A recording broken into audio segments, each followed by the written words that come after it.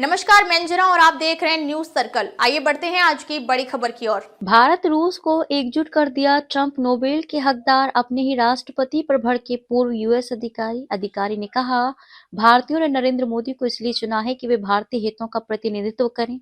भारत दुनिया की सबसे आबादी वाला देश है, जल्द ही तीसरी सबसे बड़ी अर्थव्यवस्था बनेगा और उसे ऊर्जा चाहिए।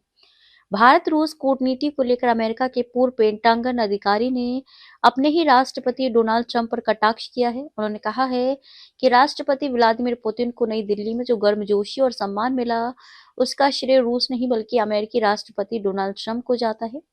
माइकल रोबिन के अनुसार ट्रंप ने ही भारत और रूस को एक दूसरे के और करीब धकेला और इसके लिए वे नोबेल पुरस्कार के हकदार हैं। ट्रंप को दिया नोबेल का सुझाव।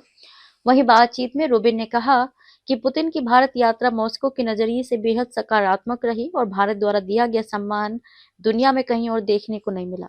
उन्होंने कहा, मैं ये तर्क दूंगा कि भारत और रूस को जिस तरह डोनाल्ड ट्रंप ने एक दूसरे के करीब लाया है, उसके लिए वे नोबेल पुरस्कार के हकदार हैं। रोबिन ने यह भी सवाल उठाया कि पुतिन की यात्रा के दौरान हुए समझौतों में से कितने वास्तविक सहयोग में तब्दील होंगे और कितने ऐसे हैं जो भारत की उस नाराजगी से उपजे हैं जो हाल के समय में ट्रंप के रवैये के कारण बनी है, चाहे वे पीएम मोदी के प्रति उनका व्यवहार हो या भारत के व्यापक हितों के प्रति उदासीनता। अमेरिका में दो धाराएं, ट्रंप का दावा बनाम ट्रंप की अक्षमता। रोबिन ने बताया कि अमेरिका में इस घटनाक्रम को लेकर दो बिल्कुल अलग नजरिए हैं। उन्होंने कहा, यदि आप डोनाल्ड ट्रंप के समर्थक हैं तो आप इसे मैंने कहा था ना वाले चश्मे से देखते हैं, लेकिन यदि आप उन 65% अमेरिकियों में से हैं जो ट्रंप को पसंद नहीं करते, तो ये सब डोनाल्ड ट्रंप की भारी कूटनीतिक अक्षमता का नतीजा दिखाता है।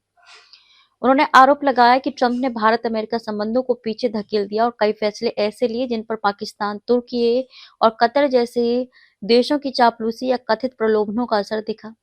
ट्रंप के दौर की तीखी आलोचना, रणनीतिक नुकसान। रोबिन के अनुसार वाशिंगटन के कई विशेषज्ञ इस बात से हैरान हैं कि ट्रंप ने कैसे अमेरिका भारत की बढ़ती रणनीतिक एकजुटता को कमजोर कर दिया। उन्होंने कहा कि ट्रंप इसे कभी स्वीकार नहीं करेंगे, बल्कि भारत रूस निकटता को अपनी विदेश नीति की दूरदर्शिता साबित करने में इस्तेमाल करेंगे।